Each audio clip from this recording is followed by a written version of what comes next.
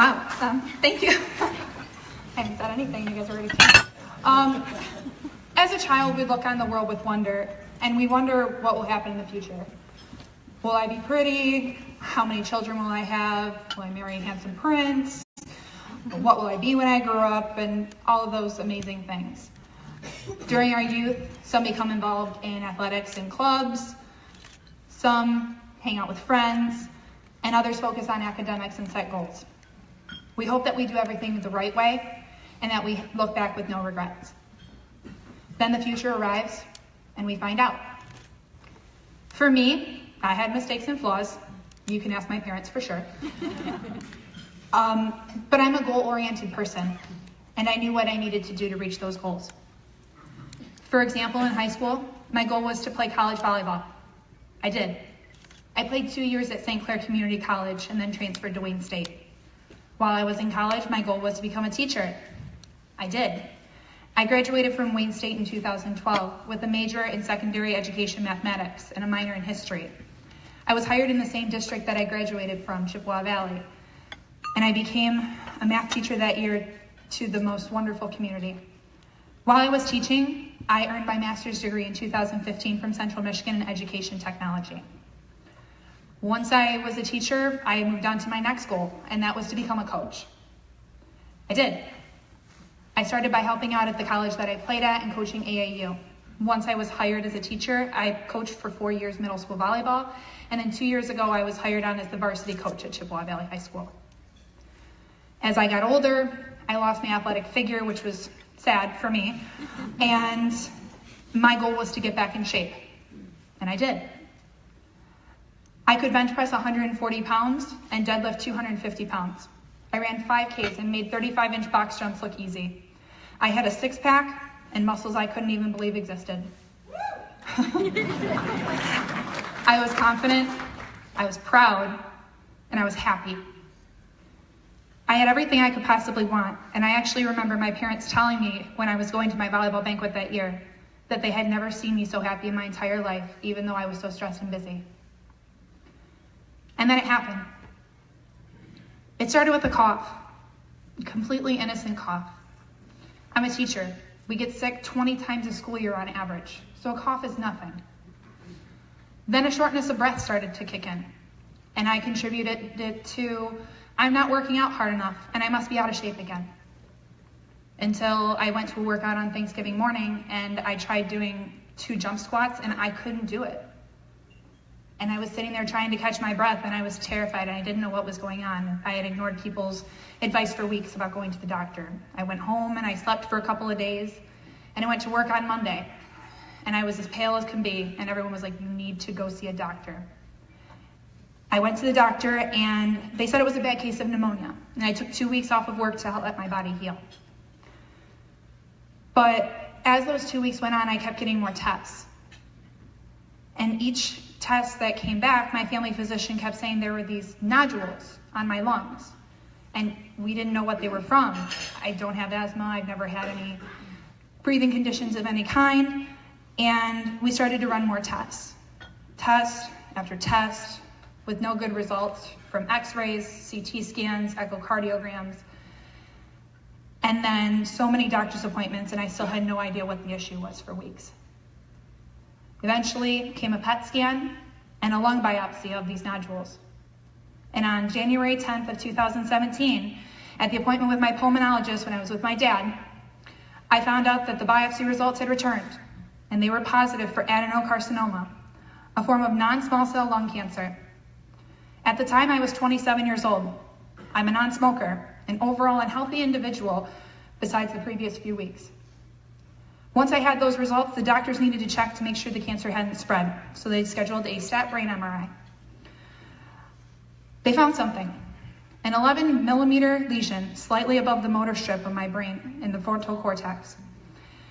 Growing just slightly could cause loss of control in my limbs.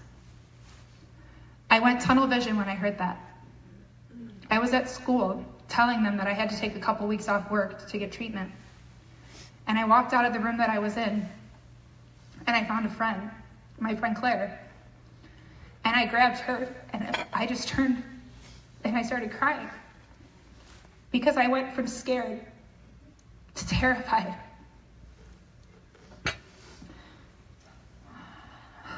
Sorry. My focus should be on my career and getting married and buying a house. My main focus at that time shouldn't be, am I going to die? Once the lesion was found, my diagnosis became stage 4 adenocarcinoma with metastases to the brain. When I did my research, I found out that the survival rate was less than 10% in 5 years. I was put on oxygen 24/7. I was considered to be in heart failure because my heart was having to work so hard to make up for the lung function not being the best. I went from taking 1 pill a day to being around 15 a day or more. I was unable to work out, I was unable to work, and the only things I was able to do was go to doctor's appointments and sit around. I underwent my first gamma knife procedure to treat the lesion they found on my brain on January 18th, which is a targeted brain radiation. After a week, I began chemotherapy, experiencing nausea I never thought possible. There were other side effects, but I remember everyone telling me how great I looked. I said thank you and I moved forward. Because even though I didn't fit their image of a perfect cancer patient because I still had my hair and I looked good, it didn't mean that I felt good. In fact, I felt pretty terrible most of the time. But I kept a smile on my face. I went through 6 rounds of chemotherapy before they put me on a targeted therapy pill that would target the molecular mutation that they found in my lungs. Many people have heard of HER2-positive breast cancer, but not HER2-positive lung cancer. Now that's a different story, but the good part, or the silver lining if there is one, is I'm able to use treatments that can be used for metastatic lung cancer, or metastatic breast cancer, as my treatment that treat HER2. And since I'm a patient at both the University of Michigan and MD Anderson in Houston, as well as the Royal Oak Beaumont Hematology and Oncology, I'm offered to participate in clinical trials, one of which I signed up for and do not have to utilize until needed. Things seemed to be going smoothly, and I was finally seeing good results. I was moving forward with my life, and cancer didn't always seem to have to be the main focus. And I liked it. I went back to work. I was able to coach. I was teaching again. I was doing what I loved. And I felt like a normal person. That was until cancer got jealous of being in the corner. And in October of 2017, I got the results of my recent brain MRI, which showed not just 1 lesion that was there, but 8 new ones. I was at one of our middle schools running a clinic with my volleyball team, and I walked out of the gym in tears, and I had to explain to my volleyball girls what was happening. My 14 high schoolers who shouldn't have to deal with that.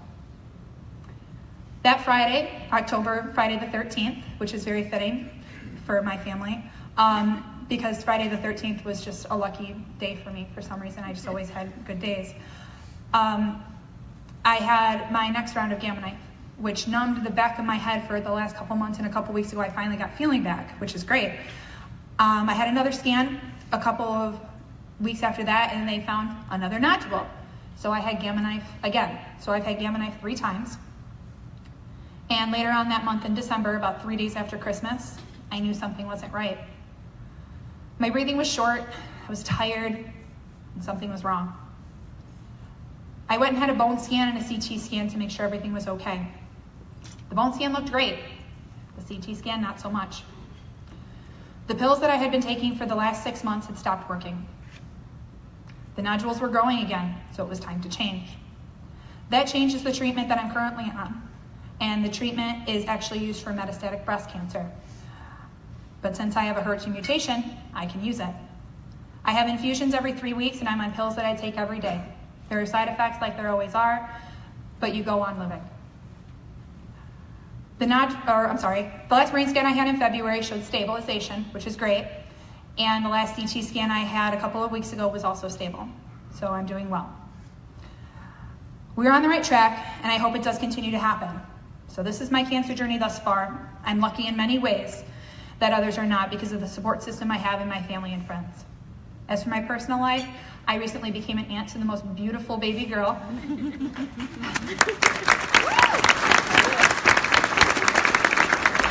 And I started dating a wonderful young man. Now, I am here to tell my story, obviously, but I'm not just here because I officially gained my cancer card 417 days ago. But I'm here tonight to put a face to the people that the Cassie Hines Shoes Cancer Foundation supports and let you know of the incredible impact and the amazing things that they do. The week following my first chemotherapy session, that probably was around January of 2017, about the end of January, I was sitting at home and thinking how thankful I was for the family and friends and community that were supporting me. But there was just something missing. I felt alone. Like nobody could understand what I was going through, and that nobody could point a finger on it. My dad came in the house after getting the mail, and he told me that I had gotten something from some sort of a shoe company. Now, you have to understand, I had been getting a lot of very interesting packages over the last couple weeks. So a pair of shoes, it didn't seem very out of the ordinary. So I was like, all right. And I opened the box, and in it was a bag. And I was like, okay, this is a weird shape of shoe. And I opened the bag, and inside of this bag was all of these pamphlets and information about young adult cancer groups and camps and organizations. And also in there was a letter from Karen Hines, Cassie's mom. And I remember reading that letter. And she talked about Cassie and about her experiences and how Cassie had felt alone in this cancer world. And she went to Montana and this camp, and she came back a different person completely. I look back now and I think to myself that that package couldn't have arrived at a more important time for me. So somebody was looking out. I don't know who or what it was, but I'm incredibly thankful that it got there on that exact moment. I spent the rest of the night researching all of those groups that were provided to me in that packet. I would think I was up until 3 a.m. I signed up for the wait list to join the Can't Make a Dream, where Cassie had gone in Montana. I also signed up for CancerCon through Stupid Cancer, which took place in Denver, and I requested information on first descents. And I sent a message back to Karen, thanking her from the bottom of my heart. I still have that backpack filled with information, and as a teacher, I keep that in my classroom because I don't know what my students are going through. Because my main goal for this entire thing was if one of my students or one of my family members had to go through this, I wanted to set an example. I wanted to make sure that I did everything that I could to support them.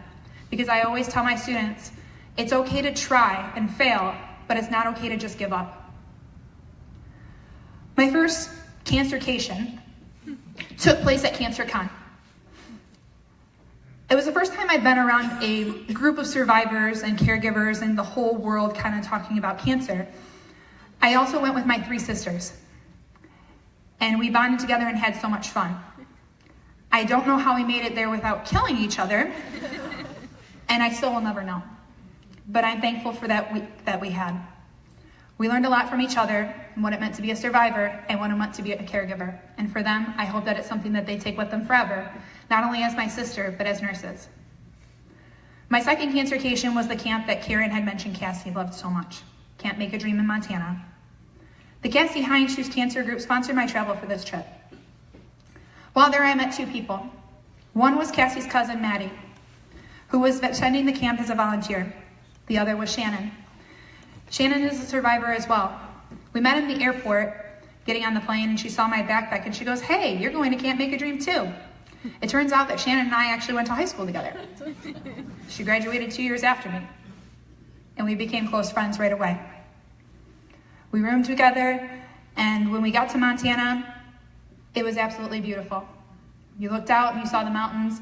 You were secluded from everything, and there was a small train that would go around the camp, and it was gorgeous.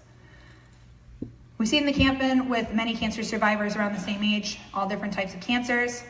But the one memory I have that was so special to me was climbing the butte. I had missed one of the original hikes that was taking place in the morning because, believe it or not, I am not a morning person. It was almost sunset on one of the last couple days, and a group of 6 of us, one of them was Maddie, Cassie's cousin, decided that we were going to hike up the hill. Well, I didn't want to take my oxygen. I wanted to just do it. And I also didn't wear the right shoes because I wore Converse, which are flat as can be. We started to climb the hill, and our goal was to be back before sunset.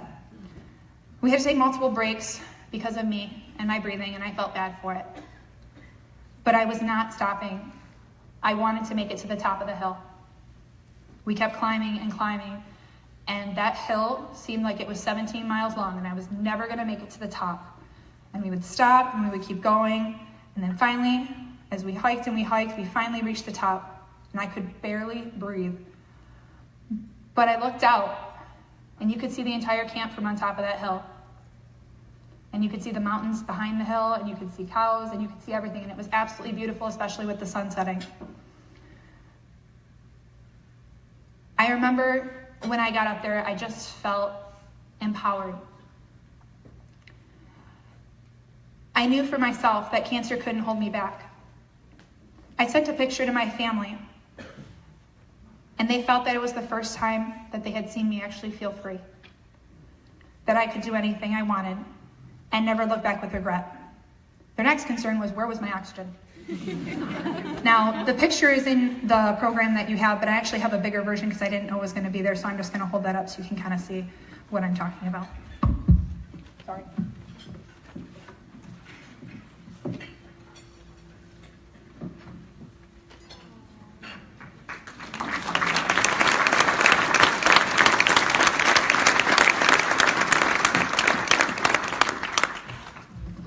When I returned from Montana, I was talking with another nurse, and I was debating on going on my first descent trip. And that nurse said, "What have you got to lose? Why not do it now?" So I went. I planned my trip to Oregon to go whitewater rafting and kayaking, even though I was still supposed to be on oxygen when I was exerting myself and sleeping. At first descent, you go by a nickname. My nickname was Hoots, kind of because my last name was Wooters. I challenged myself at every turn. I was always the first to volunteer. I never turned down a challenge.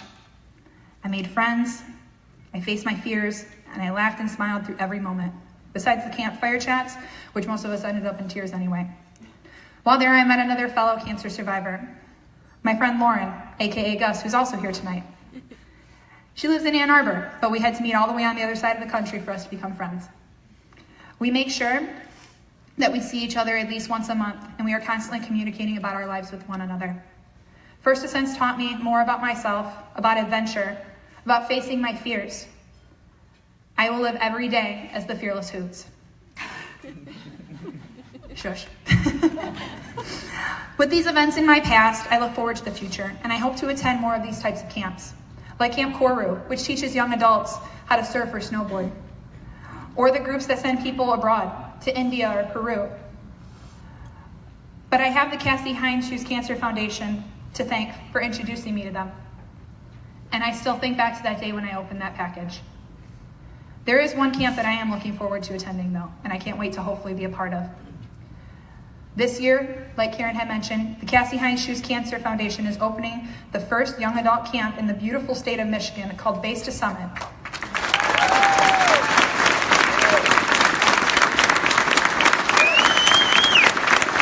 Cassie's life was changed by these camps, and in many ways, so was mine. Now, I've talked your ears off long enough. I wanted to leave you with this quote, who was said by a fellow metastatic cancer survivor who lost his battle many years ago. The quote is this: "You never know how strong you are until being strong is your only choice." That quote is by Bob Marley, who passed away at the age of 36 from metastatic melanoma, originally found under his toenail. This quote hits close to home into my heart and to the hearts of many fighters and survivors, because many times I hear people tell me how strong I am and how I could never do this or how they could never do this. But the truth is, you don't know what you're capable of until you have to do it, and you have no other choice. We get one life to do these things. And we want to do these things, to challenge ourselves, to never live in regret. So the theme for this gala is adventure is out there.